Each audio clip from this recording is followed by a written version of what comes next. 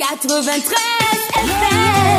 93 Radio. Bonjour, poursuivons notre analyse des pleurs de certains gars du renouveau et leurs comparses depuis samedi dernier. Ils disent que les élections c'est ici au Cameroun et non en diaspora. Décidément, ils sont prêts à tout lorsqu'ils sentent le danger. Ils perdent complètement leurs moyens. Dire que les élections c'est ici au Cameroun, c'est estimer que le droit de vote reconnu à la diaspora et son vote ne servent absolument à rien. C'est pour dire que ça ne sert à rien d'aller séduire l'électorat de la diaspora. Or, depuis quelques années, cette diaspora vote. Et si elle vote en tant qu'électrice, les candidats doivent aussi la séduire, même si c'est seulement 10 électeurs. Sauf à laisser croire que les candidats ne doivent pas battre campagne devant certaines catégories d'électeurs parce que leur nombre serait insignifiant. Raisonnement très tordu.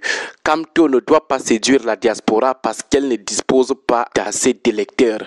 Voilà le raisonnement des hyperpolitologues du RDPC. Les agents du parti et comparses disent que si Camto est fort, qu'ils viennent aussi faire des meetings ici au Cameroun, on voit la même mobilisation.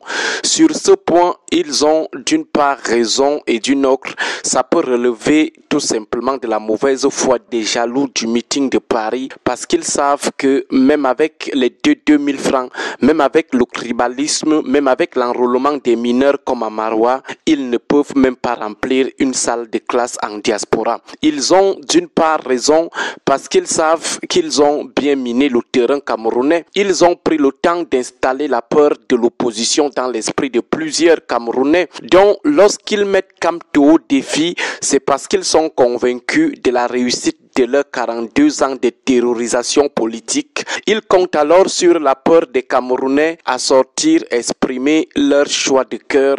Beaucoup redoutent la répression. Les fonctionnaires ont peur des révocations ou des affectations à Komdu ou à Salapumbe. Les jeunes callboxeurs ne veulent pas voir leur kiosque fermé par le maire RDPC du coin.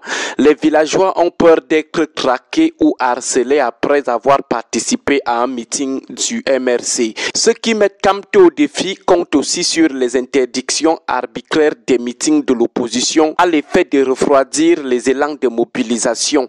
Ils comptent aussi sur les manœuvres qu'ils déploient souvent pour détruire les mobilisations de l'opposition. Par exemple, demander à leur préfet et sous-préfet de changer les sites des manifestations en recommandant aux partis d'opposition des sites très éloignés des centres-villes ou difficilement accessibles aux populations qui n'ont pas souvent de quoi payer un taxi ou une moto pour aller assister à un meeting très loin. Des populations qui, pour leur déplacement, ne peuvent pas compter sur les partis d'opposition qui n'ont pas la culture et les moyens des charters. Maintenant, revenons sur le cas spécifique de l'ignorance politique, du déficit de culture politique ou de l'analphabétisme politique qui transparaissent dans les thèses de ceux qui pensent que la diaspora ne revendique pas assez d'électeurs et que par conséquent, le MRC ne doit pas se laisser éblouir par la mobilisation formidable de Paris. Ils sont de simples analphabètes politiques parce qu'ils ne connaissent absolument rien de la typologie des soutiens en politique.